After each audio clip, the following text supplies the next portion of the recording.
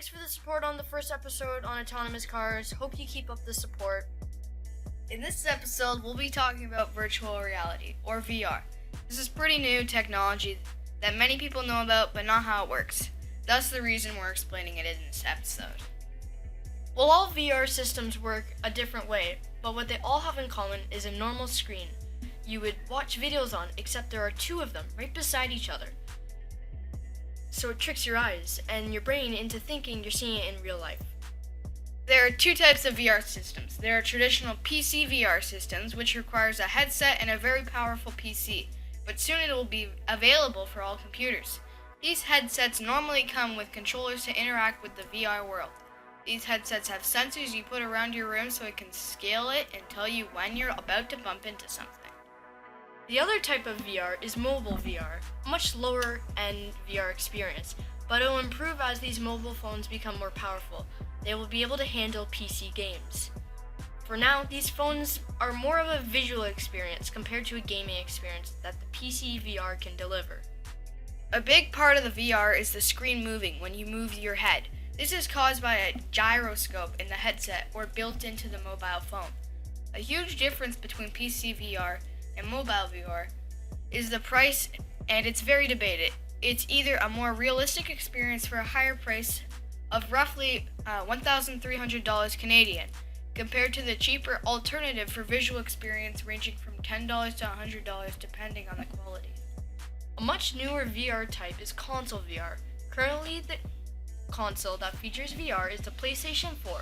Sony recommends using the PlayStation Pro for a smoother experience, as it does not have nearly as large a VR library of games. It is a great alternative if you're in between mobile and PC VR. My opinion is, if you want a good VR experience and you want to spend more money for a gaming experience, do not buy the PlayStation VR. Get a good PC and a VR headset, as the PC will also work for other things. Do not buy the PlayStation and the VR for it, but if you already have a PlayStation and want a gaming VR experience, definitely buy that instead. What I think about the VR is same thing as Davis here.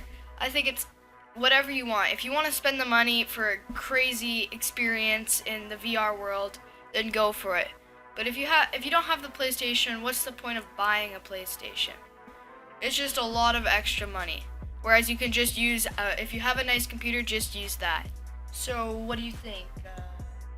Computer, PC, or mobile?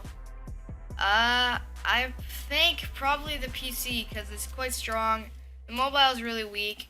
There's just no point in spending it if you're not gonna be able to use it very well. Yeah, I'd have to go with the PC as well. But as I said earlier, if you want a gaming experience and you already have a PlayStation, then buy the PlayStation VR. But I just like the PC better because it's more realistic and it has a wide variety of games. Zuzi on the track. Do you think that VR helps cure fears and schizophrenia?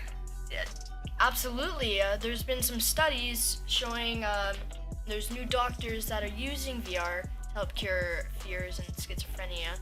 And what they do is they create their fears or an image of the other person in their head into a VR experience, and people talk to them or face their fears. Like fear of heights, they can definitely do this.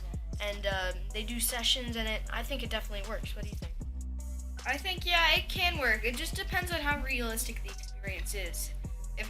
But if it's realistic, then it'll definitely work. Well, that's the next question. Do you think it's realistic? Yeah, I think it's how much money you spend. The more money you spend, the more realistic. So if you buy a cheap one that's $10, you're not gonna get as much of a realistic experience as one that's like $1,300. Do you think $1,300 is too pricey for a VR headset, especially when you also have to have a good computer? I think for now, they're just trying to see if people will buy. And also, it's really new. People just are starting to get them. It's like the new thing. So if you have one, you're considered cool. So you're more paying for being cool than the headset. And I think it's going to become more common over the years, definitely, as say like the normal office computer will be able to run VR, or even school computers. Do you think that would ever happen in the future, using VR to teach in school?